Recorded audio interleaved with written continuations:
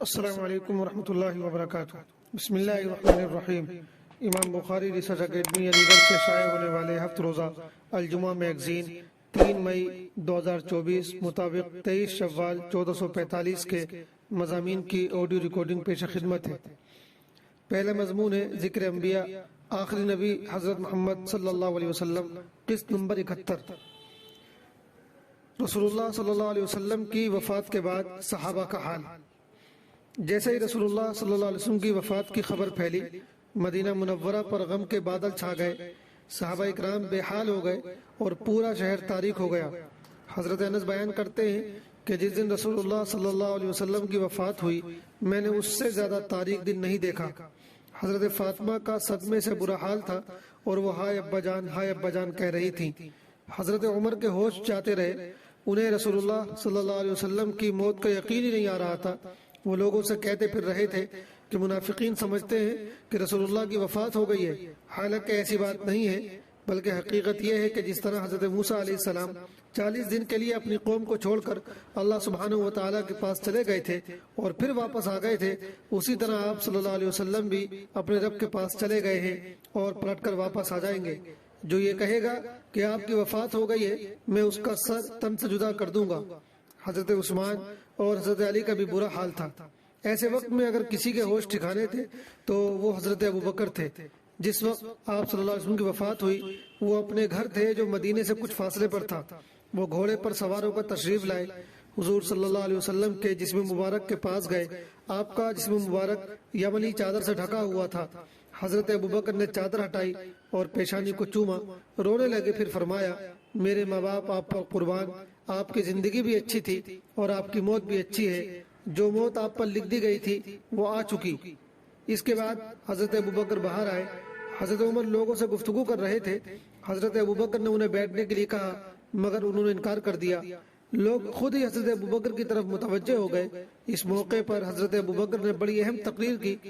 اس تقریر سے ہی لوگوں کے ہوش ٹھکانے آئے۔ حضرت ابوبکر نے فرمایا، سن لو، اگر کوئی محمد صلی اللہ علیہ وسلم کی عبادت کرتا تھا تو وہ سمجھ لے کہ محمد صلی اللہ علیہ وسلم کی وفات ہو گئی ہے، اور جو کوئی اللہ کی عبادت کرتا ہے تو اللہ ہمیشہ زندہ ہے، اسے کبھی موت نہیں آئے گی۔ پھر قرآن کی آیت پڑھی جس کا ترجمہ ہے، محمد بھی ایک رسول ہیں، کوئی خدا نہیں ہے، ان سے پہلے بھی بہت سے رسول گزرے ہیں، محمد بھی اپنا کام کر کے گزر جائیں گے، تو کیا اگر ان کی موت ہو جائے یا انہیں قتل کر دیا جائے تو تم الٹے پاؤں پلٹ جاؤ گے؟ جو کوئی بھی پلٹے گا تو وہ اللہ کا کچھ نہیں بگاڑے گا، اپنا ہی نقصان کرے گا۔ یہ تقریر سن کر سب کو یقین آ گیا کہ واقعی حضور صلی اللہ علیہ وسلم کی وفات ہو چکی ہے۔ حضرت عمر بعد میں فرمایا کرتے تھے کہ یہ آیت میرے ذہن سے غائب تھی، جب حضرت ابوبکر نے پڑھی تو مجھے ایسا لگا جیسے ابھی ابھی نازل ہو رہی ہے، اور مجھے یقین ہو گیا کہ حضور صلی اللہ علیہ وسلم کی رحلت ہو گئی ہے۔ اس کے بعد میرا حال یہ ہوا کہ غم کے مارے مجھ سے چلا نہیں گیا اور میں وہیں زمین پر بیٹھ گیا۔ دوسرا مضمون ہے اصلاحیات، جوا اور سٹہ ایک تباہ کن لت۔ سٹہ اور جوا ان عادتوں میں سے ہے جو انسانی سماج کو تباہ و برباد کر دیتے ہیں۔ یہ گندی عادت ہر زمانے کے لوگوں میں رہی ہے۔ جب قرآن نازل ہو رہا تھا تو اس وقت بھی عرب میں جوا اور سٹہ کھیلنے کا خوب رواج تھا۔ ان کے یہاں جوئے کی کچھ شکلیں ایسی تھیں جن میں غریبوں اور فقیروں کا فائدہ ہوتا تھا۔ مثال کے طور پر بعض اس طرح کی شکلیں تھیں کہ ہارنے والا شخص غریبوں میں اونٹ کا گوشت تقسیم کرے گا، اس لیے وہ سوچتے تھے کہ اس کھیل میں کوئی حرج نہیں ہونا چاہیے۔ چنانچہ صحابہ اکرام نے اس کے بارے میں سوال کیا تو اللہ تعالیٰ نے قرآن میں یہ آیت نازل کی، یہ لوگ آپ سے شراب اور جوئے کے بارے میں پوچھتے ہیں، آپ کہہ دیجئے کہ ان دونوں میں بڑی خرابیاں ہیں اور لوگوں کے لیے بعض فائدے بھی ہیں، لیکن ان کی خرابیاں ان کے فائدے سے بڑھ کر ہیں۔ سورہ بقرہ آیت نمبر 219۔ اس کے بعد سورہ مائدہ آیت نمبر 89 اور 90 میں صاف صاف کہہ دیا گیا کہ یہ سب شیطانی گندے کام ہیں، ان سے بچ کر رہو۔ شیطان ان کے ذریعے تمہارے درمیان نفرتیں پیدا کرنا اور تمہیں اللہ سے دور کرنا چاہتا ہے۔ آج کل جوئے کی نئی نئی شکلیں رائج ہو رہی ہیں، اور خاص کر آن لائن جوئے نے تو اس لت کو بہت ہی عام کر دیا ہے۔ یہ بھی شراب کی طرح ایک قسم کا نشہ ہوتا ہے، شاید اسی لیے قرآن میں دونوں کو ایک ساتھ ذکر کیا گیا ہے۔ مختلف ویڈیو گیمز اور ایپس کے ذریعے جوئے کو رواج دیا جا رہا ہے۔ افسوس ہے کہ ہمارے نوجوان ان کے جال میں پھنستے جا رہے ہیں۔ مائی 11 سرکل، اسی طرح ڈریم 11 اور MPL وغیرہ بہت سے ایپس ہیں۔ اسی طرح بہت سی کمپنیوں نے تاش اور لوڈو کھیلنے کے لیے ایپس بنائے ہوئے ہیں۔ یہ کمپنیاں لاکھوں لوگوں سے اربوں روپیہ کما کر ایک دو لوگوں کو بڑی رقم انعام دے کر اس کی تشہیر کرتی ہیں اور ہمارا نوجوان ان کے جال میں پھنس جاتا ہے۔ جوئے میں وقت کی بھی بربادی ہے، صحت کی بھی اور دولت کی بھی، اور سب سے بڑھ کر ایمان کی۔ جوئے میں اگر آپ ہارتے ہیں تو پیسہ برباد کرتے ہیں، اور اگر جیت جاتے ہیں تو حرام کماتے ہیں، اور حرام مال جہنم میں لے کر جانے والا ہے۔ جوئے کی بنیاد پر کوئی بھی قوم ترقی یافتہ اور مالدار نہیں ہو سکتی۔ اگر ایسا ہوتا تو ساری حکومتیں قانونی طور پر جوا کھلواتی۔ یہ عادت قوموں میں سستی، کاہلی، نکما پن اور مفت خوری اور لالچ جیسی بہت سی برائیاں پیدا کر دیتی ہے۔ اس لیے ہر زمانے میں جوئے کو غلط اور برا سمجھا گیا ہے۔ بہت ضروری ہے کہ ہم اپنے بچوں اور نوجوانوں کو اس بری لت سے بچائیں، ورنہ وہ اپنی تعلیم، کردار، صحت، وقت، مال و دولت اور دین و ایمان سب کچھ برباد کر بیٹھیں گے۔ تیسرا مضمون ہے دستک، بھیڑ سے نکلیے۔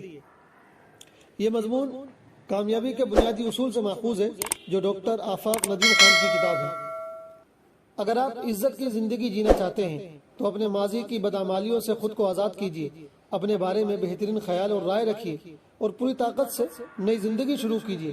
میرے دادا کا قد کتنا اونچا تھا اس سے کوئی فرق نہیں پڑتا، فرق اس سے پڑتا کہ میرا قد کتنا ہے، میرا مقام کیا ہے، میں کس بلندی پر ہوں۔ ماضی کی کامیابیوں اور اسلاف کے کارناموں پر وہی لوگ اتراتے ہیں جن کے پاس بتانے کے لیے کچھ نہیں ہوتا۔ ہم اپنے اسلاف کی تعریف بہت کرتے ہیں، ان کے کارناموں کو بڑھا چڑھا کر دنیا کے سامنے پیش کرتے ہیں اور یہ بھی چاہتے ہیں کہ دنیا انہیں تسلیم کرے، لیکن کیا کبھی ہم نے سوچا کہ ان کامیابیوں کو حاصل کرنے کے لیے انہوں نے کتنی قربانیاں دی تھیں؟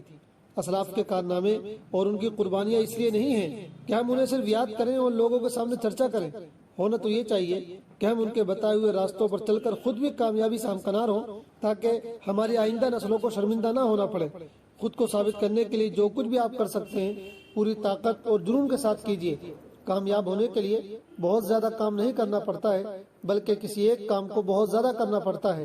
اگر ہم ایسا کرتے ہیں تو فکر کرنے کی کوئی ضرورت نہیں ہے، کیونکہ نتیجہ ہمیشہ امید سے بہتر آئے گا اور پھر زمانہ خود جھک کر سلام کرے گا۔ آخری مضمون ہے مسائل۔ جنازے میں شرکت کے لیے سفر کرنا۔ سوال: میت کے جنازے کی نماز میں شرکت کے لیے سفر کرنا جائز ہے؟ کیا حد ہے دوری کی؟ جواب: کسی مسلمان کی نماز جنازہ میں شرکت کرنے سے متعلق حدیث میں بہت فضیلت وارد ہوئی ہے اور اس کو مسلمان بھائی کا حق بھی قرار دیا گیا ہے۔ نیز جیسے کسی قریبی عزیز سے اس کی زندگی میں ملاقات کے لیے سفر کرنا جائز ہے، اسی طرح کسی قریبی عزیز کے جنازے میں اس سے قلبی تعلق کی وجہ سے شرکت کرنے کے لیے سفر کرنے میں بھی شرعاً کوئی مذائقہ نہیں، اور نہ ہی اس سفر کی مسافت سے متعلق شریعت میں کوئی حد بندی ہے۔ والسلام علیکم ورحمۃ اللہ وبرکاتہ۔